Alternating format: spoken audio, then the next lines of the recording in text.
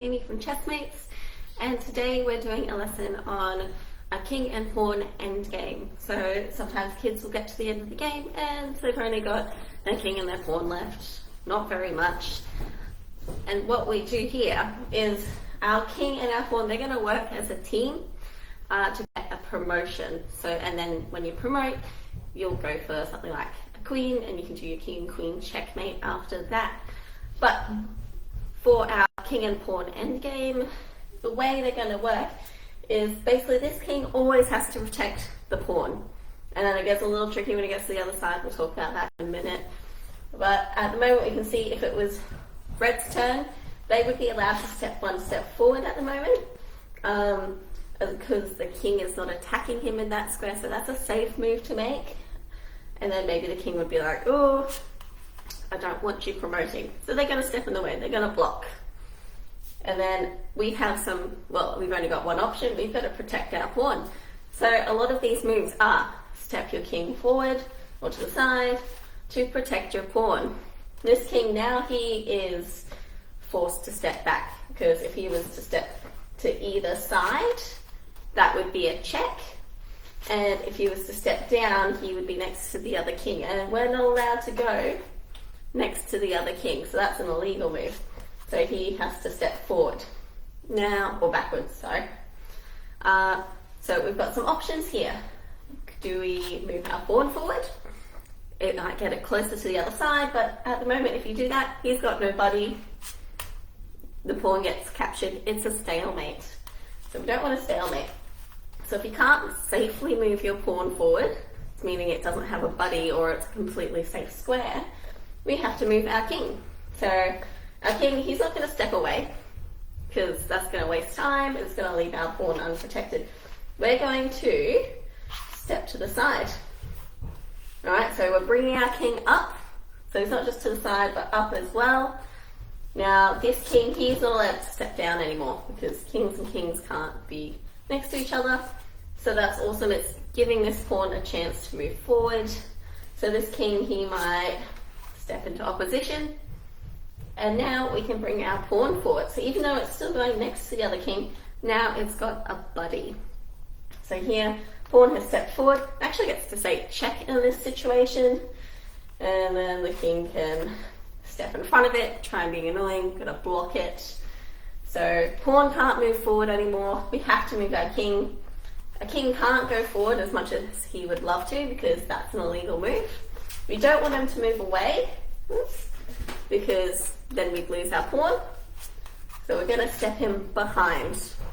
So he's still protecting the pawn, and same as before, this king can't go to the sides because that's check, can't come down because that's an illegal move. So we move up. Now this pawn can't step forward because it won't have a buddy and it'll be threatened by the king. So we bring our king up. So we've got this pattern happening now. So either move the pawn forward or move the king forward, or move the king to protect the pawn. So king's moved up. This guy might step into opposition. Pawn's allowed to move forward. All right, and then we protect the pawn. And this pattern happens. And now we get to this point where we have to be a bit careful. We're ideally aiming to force this king to either side. We don't want to land with our pieces in a row. That'll be a stalemate. So this is good. So we've stepped over here. The king, who's currently opposite the pawn, will now have to step to the side. Now the pawn can move forward. And so that is a check. Now this is where it gets really tricky. So I've actually set it up and I think we're going to get a stalemate, unfortunately. So this king, if he's smart, he will move in front, okay? Now, if I move my king to protect, that makes it a stalemate, because remember, the king, he can't go to check, and he can't go here next to the king because that's an illegal move. So that's stalemate.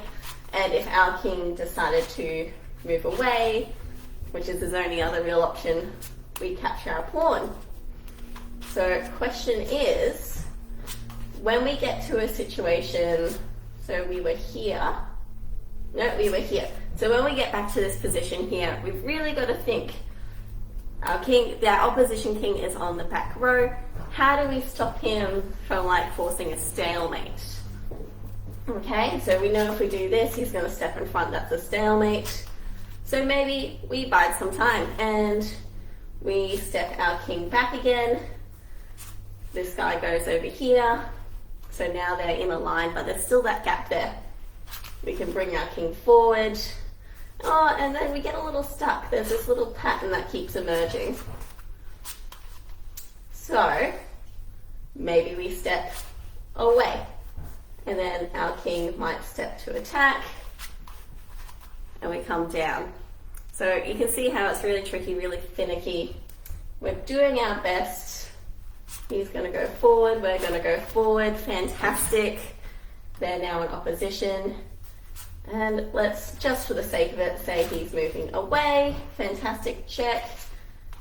Let's not be too annoying. Let's come up. Da-da. And then we can promote to a queen. And then we can do our king and queen checkmate. And if you remember, that was like playing a bit of copycat with these two, using the L to repel.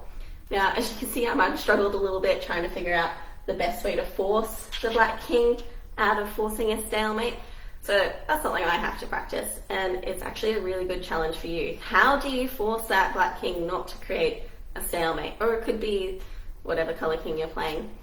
Alright, thank you everyone. I'll see you next week. Bye.